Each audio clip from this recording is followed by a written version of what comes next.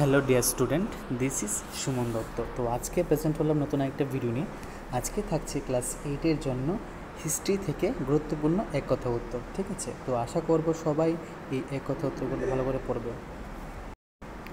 তো আজকের এই এক কথা উত্তরটা কিন্তু খুবই গুরুত্বপূর্ণ, কারণ এটা একটা সাজেশন বলতে পারো। ঠিক আছে, তো এটা একটা সাজেশন বলতে পারো ক্লাস 8-এর জন্য ইতিহাস থেকে গুরুত্বপূর্ণ একের মানে সাজেশন। আশা করি এখান থেকে তোমাদের এক কথা উত্তরগুলো কমন পড়বে। তো চলো দেরি না করে এখন পড়া যাক। A history of British India, এই পুস্তকটি কে লিখেছেন? জেমস রেনেল।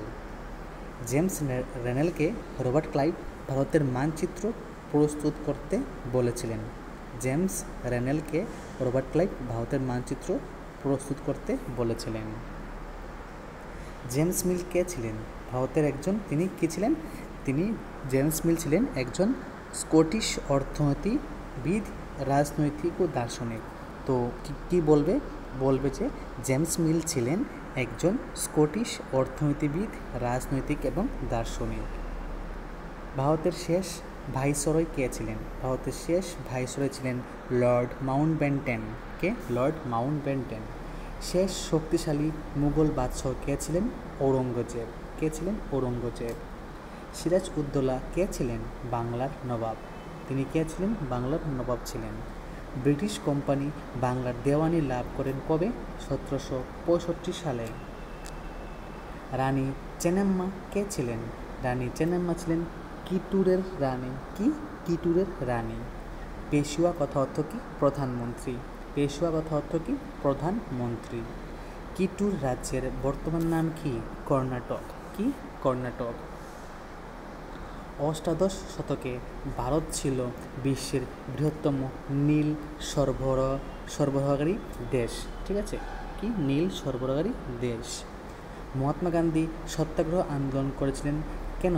নীলকর সাহেবদের বিরুদ্ধে করেছিলেন, কারণ নীলকর সাহেবদের বিরুদ্ধে। আনন্দমঠ উপন্যাসটি কে লিখেছেন? আনন্দমঠ উপন্যাসটি লিখেছেন বঙ্কিমচন্দ্র চট্টোপাধ্যায়। কে লিখেছেন? বঙ্কিমচন্দ্র চট্টোপাধ্যায়। তো 1793 সালে চিরস্থায়ী বন্দোবস্ত প্রবর্তিত হয়। মনে রাখবে কবে? 1793 সালে চিরস্থায়ী বন্দোবস্ত প্রবর্তিত হয়। নীলদর্পণ নাটকটি রচনা করেন দীনবন্ধু মিত্র। কে? দীনবন্ধু মিত্র। 1859 সালের মার্চ মাসে নীল বিদ্রোহ সূত্রপাত হয়। 1859 সালে মার্চ মাসে নীল বিদ্রোহের সূত্রপাত হয়। মুন্ডারা বসবাস করত চুরনাগপুর অঞ্চলে। কোথায়? চুরনাগপুর অঞ্চলে। কুলুর গাড্ডিরা ছিল মেষ পালক। কি ছিল? মেষ পালক ছিল। অসমে সাংমা বিদ্রোহ সংঘটিত হয়েছিল কবে? 1906 সালে। কবে? 1906 সালে। মনে রাখবে। তারপর বিরসা মুন্ডা, বিরসা যে বহুন্ডার, হ্যাঁ, এই যে বিরসা মুন্ডা ছিল, বিরসা মুন্ডা কিন্তু, ঠিক আছে, বিরসা মুন্ডা বহুন্ডার জঙ্গলে বড় হয়েছিল। কোথায়? বহুন্ডার জঙ্গলে। ইউরোপে যে গাছটি সহজলভ্য ছিল সেটা কী ছিল? সেটা ছিল উড। কী ছিল? সেটা ছিল উড। তো এখানে গুরুত্বপূর্ণ 20টা ইতিহাস থেকে প্রশ্ন দিলাম, মার্ক 1। তো অবশ্যই এই সবগুলো তোমরা শিখবে। 20টা শেখা কিন্তু খুব সোজা, মানে যেটুকু সময় আছে সেই সময়ের মধ্যে 20টা শেখা কিন্তু একেবারেই সোজা, কারণ তোমরা খুব ইজিলিভাবে এই 20টা মুখস্থ করতে পারবে।